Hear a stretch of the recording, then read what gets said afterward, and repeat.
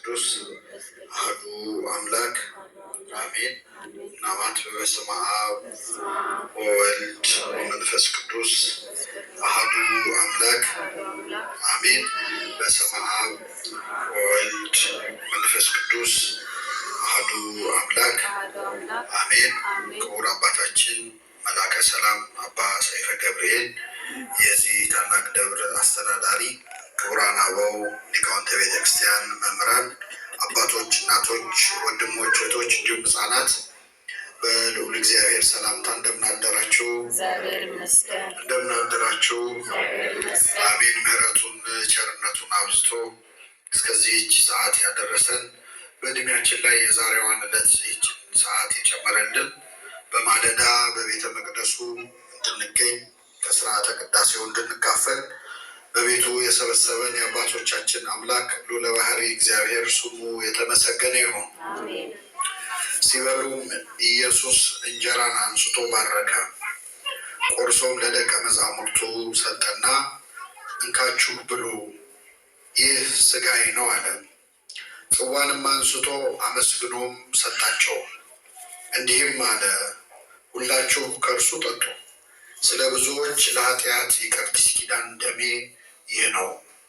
ነገር ግን እላችኋለሁ በአባቴ መንግሥት ከእናንተ ጋር ከዚህ ከወይን ፍሬ አዲሱን እስከምጠጣበት እስከዚያ ቀን ድረስ ከዛሬ ጀምሮ አልጠጣሁም። መዝሙርም ከዘመሩ በኋላ ወደ ደብረ ዘይት ወጡ ይላል። ስለ ቃሉ የአምላካችን ስም የተመሰገነ ይሁን።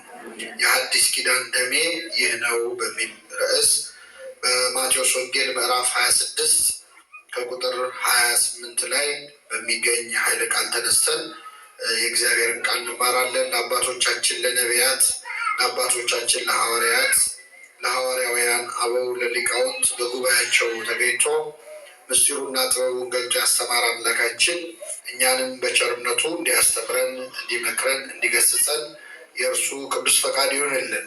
እስቲ ከኔ ጋር በሉ፣ የሐዲስ ኪዳን ደሜ ይህ ነው። የጌታችን መድኃኒታችን ኢየሱስ ክርስቶስ የመጀመሪያውን ስርዓተ ቅዳሴ ባደረገበት በጸሎተ ሐሙስ ከተናገረው ቃል መካከል ነው። እንግዲህ አሁን ያለነው ስርዓተ ቅዳሴ ላይ ስለሆነ ስለ ቅዳሴ፣ ስለ ቁርባን ለመናገር የተሻለው ጊዜ ስለሆነ በሚኖረን አጭር ጊዜ ስለ ስርዓተ ቅዳሴ እንደዚሁም ስለ ምስጢረ ቁርባን እንማራለን።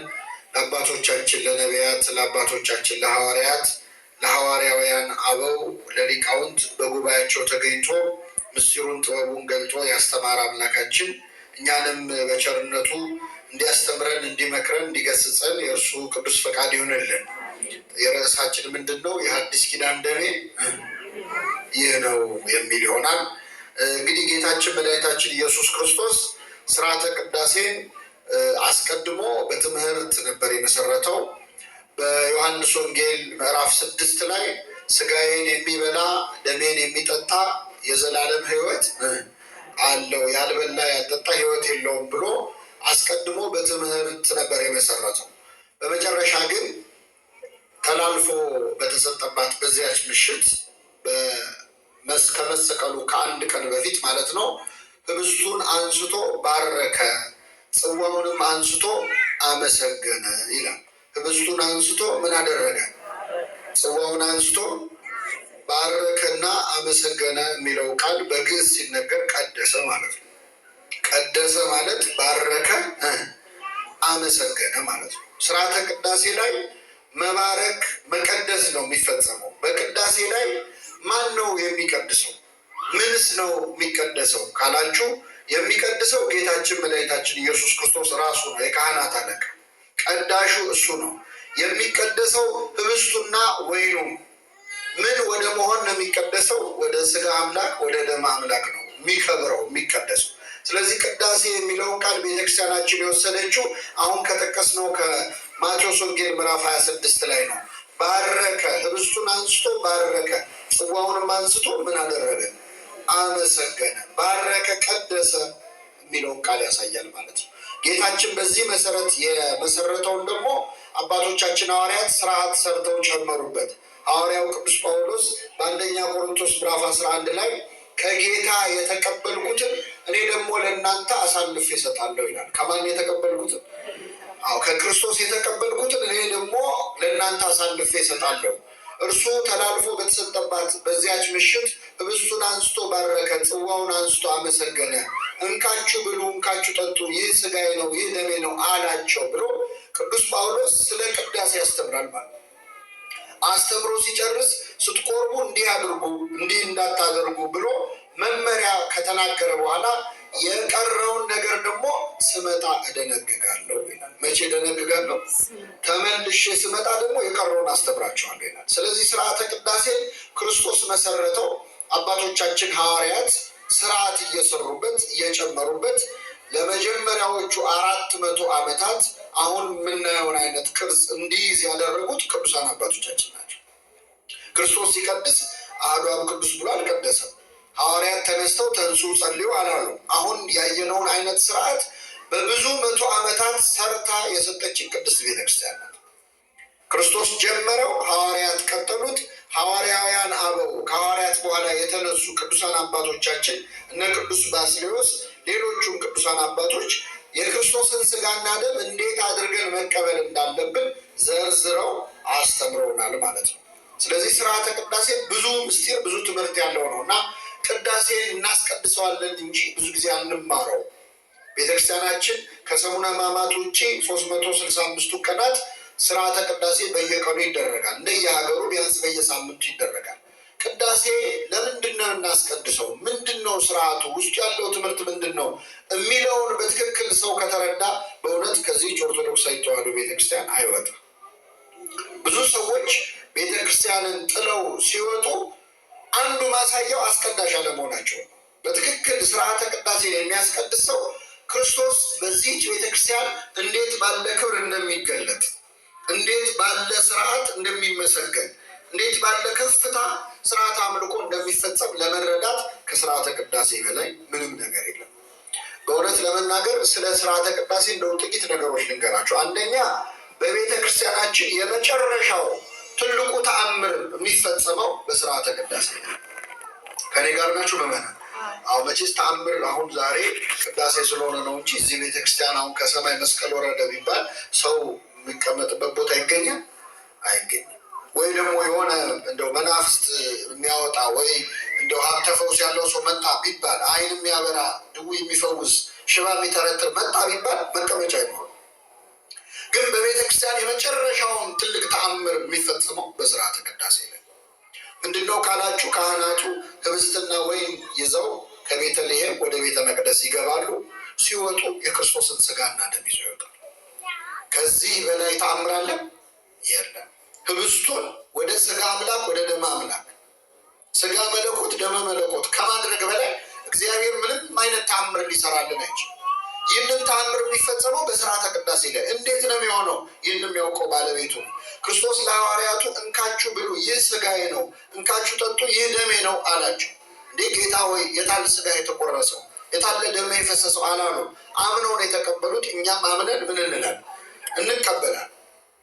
ህብስቱን ወደ ሥጋው ወይኑን ወደ ደሙ የሚለውጠው እሱ ነው። እንዴት አድርጎ ነው የሚለውጠው? ቅድም አልሰማችሁም? አባቶቻችን ሲያዜሙ ይዌልጦሙ በቅጽበት አባላተ ክርስቶስ ይኩኑ፣ በቅጽበት የክርስቶስ አካል እንዲሆኑ ይለውጣቸዋል። እንዴት አድርጎ? በኃይለ ጥበቡ መንክር ወእጹብ።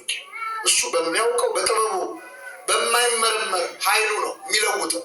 እኛ እናውቅ፣ ግን መቼስ መጠይቃችን አይቀርም። እንኳን እኛ በዓለም የምንኖር ሥጋውያን ቀርቶ እንደው ብቃት ያላቸው ቅዱሳንም ሆነው የተፈተኑ አሉ። በዚህ በቤተክርስቲያናችን መጽሐፍ አንድ የተጻፈ ነገር ልንገራችሁ። 2 መነኮሳት በገዳም ተወስነው በጸሎት የሚኖሩ ሆነው ሳለ ከሁለቱ አንደኛው አባት የሥጋው ደሙ ነገር በጣም እያጠራጠረው ይፈተናል። እንደው እውነት ህብስቱ ወደ ሥጋው ወይኑ ወደ ደሙ ይለወጥ ይሆን እያለ ይጨነቅ። ከዛ በጣም እየተረበሸ እየተጠራጠረ ሲመጣ ጓደኛው ሌላኛው መነኩሴ የበቃ ነበር እና ንጻሬ መላእክት ላይ የደረሰ መላእክት የሚታዩት አባት ነበር እና የእግዚአብሔር መልአክ ወደዚህ ወደ በቃው መነኩሴ ይመጣና እባክህ ወንድምህ በጥርጣሬ እየተፈተነ ነው እና ሄደህ አስተምረው ይለዋል። ሥጋውን ደሙን እየተጠራጠረ ነው፣ ስለዚህ ሄደህ አስተምረው ይለዋል። እሺ ይላል። ከዛ የአባት ሄዶ ያንን የተጠራጠረውን መነኩሴ ያናግረዋል። እንደው አንድ ነገር ላማክር ነበር ይለው። ምንድን ነው ሲለው፣ አይ እንደው ስጋው ደግሞ ይለወጣል አይለወጥም እያልኩ እየተረበሽኩኝ ነው አለ። እንግዲህ እሱ አይጠራጠርም እያቸዋል። ተጠራጣሪው ጓደኛው ነው። የጓደኛውን ስህተት የማናረ ነው። አሁን እኛ ብንሆን አንተ ጉድህን እኮ ሰማሁልህ ነው አይደል? መልአክ መጥቶ ነገረኝ እኮ እዚህ በሰላም ቁጭ ብለን ነው የምናሸማቅቀው። እሱ ግን የወንድሙን ድክመት የራሱ አድርጎ እንደው ተጠራጠርኩ ሲለው፣ እሱማ እኔም መናገር አሳፍሮኝ ነው እንጂ እኔም እኮ ምን እላለሁ እጠራጠራለሁ። ታዲያ ለምን ሱባኤ አንይዝም? እግዚአብሔር ለምን አይገልጥልንም? ብለው እነዚህ ሁለት መነኮሳት ሱባኤ ይዛሉ። ሱባኤ ይዘው ሱባኤያቸው እንደጨረሱ ሁለቱም ቀሳውስት ነበሩ። ቤተ መቅደስ ገብተው ማስቀደስ ጀመሩ።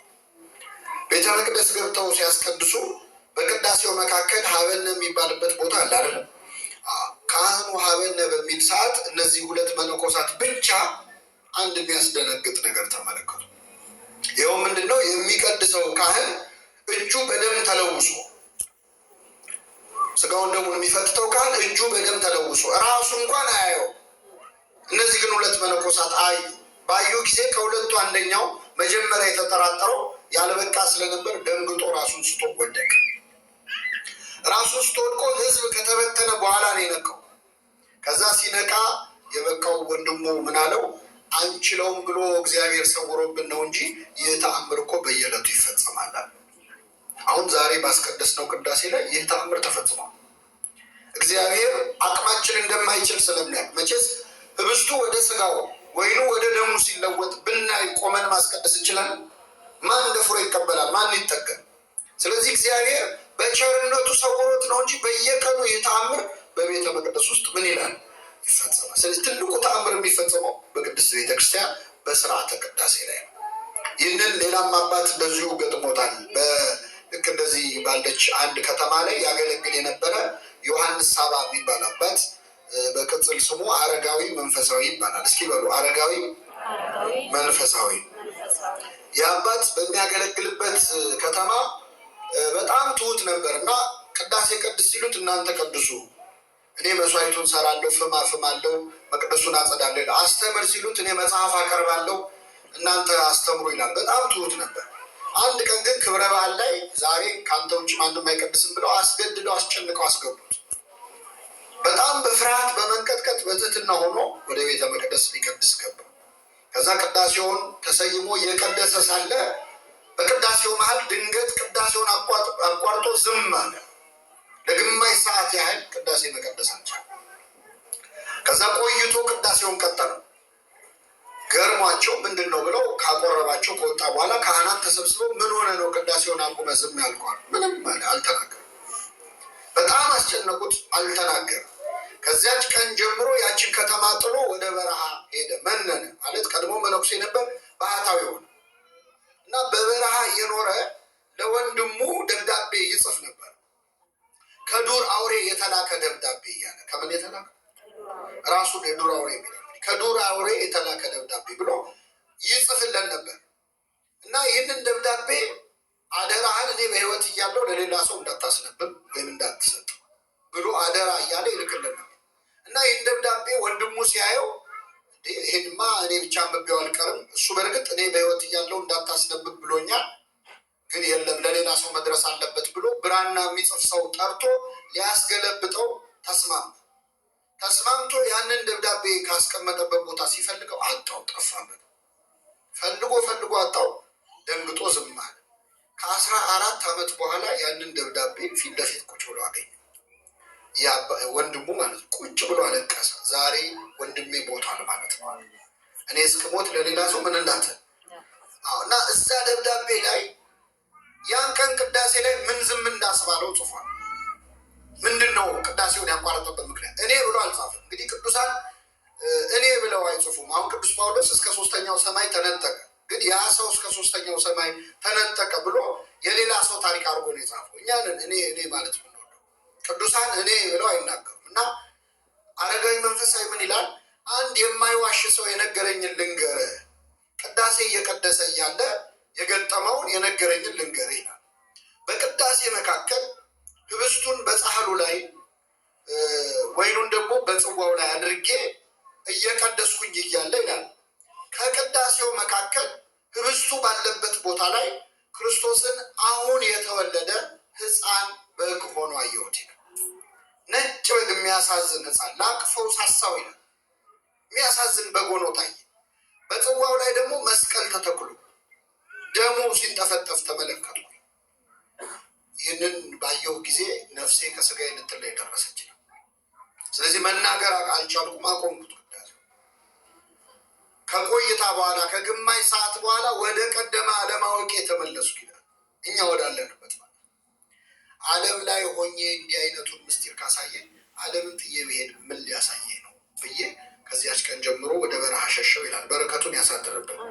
ስለዚህ ምዕመናን ቅዳሴ ላይ አሁን የነገርኳችሁ ታሪክ ዛሬ ያስቀደስነው ቅዳሴ ላይ ተፈጽሞ በቤተክርስቲያን የመጨረሻው። በነገራችን ላይ የእኛ ቤተክርስቲያን ምስጢራትን ማዕከል ያደረገች ቤተክርስቲያን ነች። ኦርቶዶክሳዊት ቤተክርስቲያን አትሮንሱን አይደለም፣ ስብከቱን አይደለም፣ መዝሙሩን አይደለም፣ ሌላው አገልግሎት አይደለም፣ ምስጢራትን ማዕከል ያደረገ። ስለዚህ ቁርባኑ ነው ዋናው። ምክንያቱም ክርስቶስ የሚገኘው በቅዳሴው ላይ። ጉባኤ ላይ ብትገኙ ስብከት ብትማሩ ጥሩ ነው፣ ግን መዳረሻው ወደ ምንድን ነው? ወደ ስጋው ነው፣ ወደ ንስሐ ነው። ንስሐ የምንገባው ልንቆርብ ነው፣ ለሌላ የምንታጠበው ድንበላ ነው። ስለዚህ ቅዳሴን ማዕከል ያደረገ አገልግሎት ነው ያለን። የትኛውም የቤተክርስቲያን አገልግሎት ቅዳሴን የሚተካከል የለም። ቅዳሴ ላይ መገኘት ልክ ጉባኤ ላይ ከመገኘት ጋር እኩል አድርጋችሁ አትዩት። ጉባኤ ላይ በእርግጥ እግዚአብሔር ቃል ገብቷል፣ 2 ወይ 3 ሆናችሁ ብትሰበሰቡ እኔ በመካከላችሁ ምን እላለሁ? እገኛለሁ ብሎ። ቅዳሴ ላይ ግን የሚገኘው በመንፈስ አይደለም፣ በአካል። ዓርብ ዕለት የተቆረሰው ስጋው፣ ዓርብ ዕለት የፈሰሰው ደግሞ ዛሬ ቅዳሴው ላይ ተቆርሷል፣ ፈሷል። ስለዚህ ቅዳሴ ላይ መገኘት ማለት ክርስቶስ ሲሰቀል መስቀል ስራ አብሮ መቆም ማለት ነው። ከዮሐንስና ከእመቤታችን ጋር አብሮ መሆን ማለት ነው። እና ይህንን ምስጢር እንድንካፈል የፈቀደ አምላክ ስሙ የተመሰገነ ይሁን። አዎ ቅዳሴ ላይ መገኘት ማለት የኢሳይያስን ራእይ ማየት ማለት ነው። ታስታውሳላችሁ፣ በትንቢተ ኢሳይያስ ምዕራፍ 6 ላይ እግዚአብሔርን ከፍ ባለ ዙፋን ላይ ተቀምጦ አየሁት፣ በዙሪያው ሱራፌል የተባሉ መላእክት ዙሪያውን ነበሩ።